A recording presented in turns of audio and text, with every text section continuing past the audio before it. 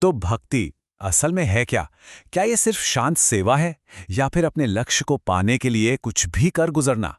आज हम एक ऐसी ही कहानी के दो बिल्कुल अलग-अलग चेहरों को देखेंगे और यकीन मानिए ये हमें भक्ति के असली मतलब के बारे में सोचने पर मजबूर कर देगी। तो सवाल यही है ना? सच्ची भक्ति आखिर है क्या? क्या ये चुपचाप की गई सेवा है या फिर अपने जुनून को पाने के लिए उठाया गया कोई बहुत बड़ा साहसी कदम? चलिए इस सवाल का जवाब ढूंढने की कोशिश करते हैं।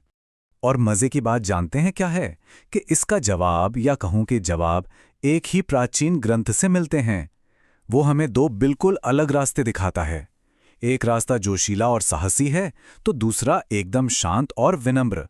तो क्या भक्ति का कोई एक ही सही तरीका है या फिर रास्ते अलग अलग भी हो सकते हैं? तो चलिए अपनी पहली कहानी से शुरू करते हैं। हमारे नायक हैं अर्जुन और उनकी भक्ति वो किसी शांत नदी जैसी नहीं है, बल्कि एक तूफान की तरह है, जो शीली है, सोची समझी है और हाँ, थोड़ी नाटकीय भी है। तो चलिए देखते हैं कि अर्जुन ने अपनी मंजिल पाने के लिए क्या कमाल की योजना बनाई थी।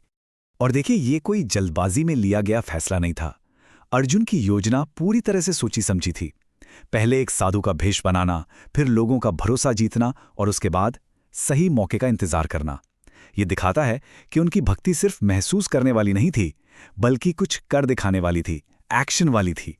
और फिर आता है कहानी में वो मोड़ जहां सब कुछ बदल जाता है। जैसे ही अर्जुन की नज़र सुभद्रा पर पड़ी, मानो दुनिया ही थम गई। ग्रंथ कहता है कि उनका मन पूरी तरह से सुभद्रा के ख्यालों में डूब गया। ये पहली नज़र का प्यार था और क्या जबरदस्त प्यार था।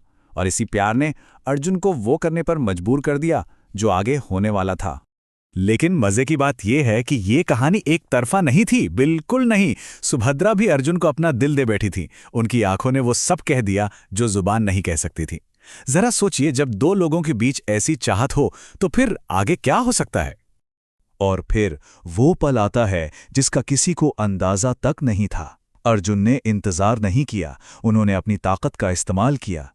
ग्रंथ में एक बहुत ही जबरदस्त उपमा दी गई है। लिखा है कि उन्होंने सुभद्रा को ठीक वैसे ही उठा लिया जैसे कोई शेर छोटे जानवरों के झुंड से अपना शिकार उठा लेता है। जरा सोचिए, सबके सामने से, ये कितनी बड़ी हिम्मत की बात थी। अब कोई भी सोचेगा कि इस हरण का क्या हुआ, तो हैरानी की बात यह है कि अर्जुन के इस साहसी कदम को आखिरकार स्वीकार कर लिया गया। खुद भगवान कृष्ण ने इस पर अपनी सहमति दे दी। यह हमें सिखाता है कि कभी-कभी भक्ति के जोशीले और साहसी रास्ते भी स्वीकार किए जा सकते हैं। ठीक है, तो अब अर्जुन के इस जोशीले रास्ते से हटकर एक बिल्कुल अलग दुनिया में चलते हैं। ये कहानी है शांत, विनम्र और गहरी भक्ति की। एक ऐसा रास्ता जो अर्जुन के रास्ते से एकदम उल्टा है। तो यहाँ हमारे सामने दो भक्त हैं।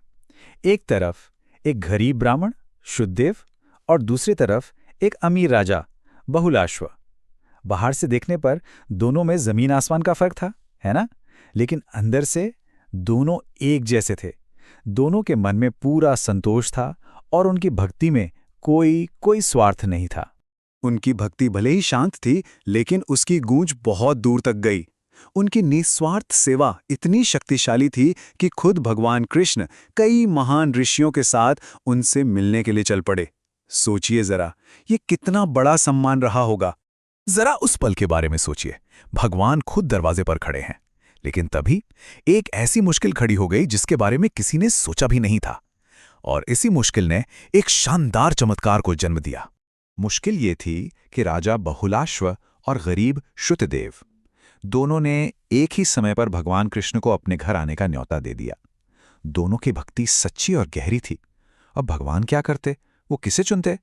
ये एक दिलचस्प सवाल है ना। यहाँ भक्तों की परीक्षा नहीं हो रही थी, बल्कि खुद भगवान की कृपा की परीक्षा थी। वो किसी का दिल नहीं तोड़ना चाहते थे।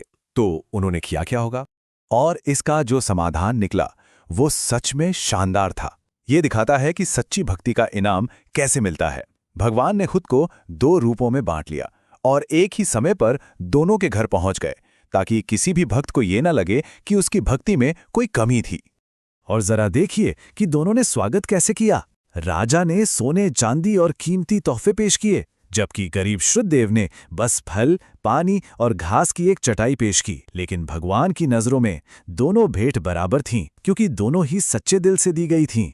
तो इन दोनों मुलाकातों के बाद भगवान कृष्ण ने सिर्फ दर्शन ही नहीं दिए, बल्कि एक ऐसा सबक सिखाया जो इन दोनों कहानियों को एक साथ जोड़ देता है। चलिए सुनते हैं कि वो सबक क्या था। ये बहुत दिलचस्प है ना? खुद भगवान अपनी बड़ाई करने के बजाय अपने साथ आए विनम्र ऋषियों की तारीफ कर रहे हैं। वो सारा ध्यान खुद से हटाकर उन ज्ञानी लोगों पर ले जाते हैं। यहाँ कृष्ण हमें भक्ति का एक नया स्तर दिखाते हैं। वो कहते हैं कि एक विनम्र और ज्ञानी इंसान सबसे ज्यादा सम्मान का हकदार है, क्योंकि वो ज्ञान और भक्ति का जीता जागता उदाहरण है। वो यहाँ तक कह देते हैं कि इनकी पूजा करना मेरी पूजा करने जैसा ही है। और ये है इस कहानी का सबसे बड़ा सबक। भगवान कह रहे हैं कि एक सच्चा ज्ञानी भक्त उन्हें अपनी मूर्ति से भी ज्यादा प्यारा है। ये हमें सिखाता है कि भक्ति किसी मूर्ति या तस्वीर में नहीं, बल्कि हमारे अंदर होती है। तो चलिए अब इन दोनों कहानियों को एक साथ लाते हैं। एक तरफ है अर्जुन का जोशीला रास्ता और दूसरी तरफ है श्रुतदेव और बहुलाश्व का शांत और सेवा से भरा रास्ता।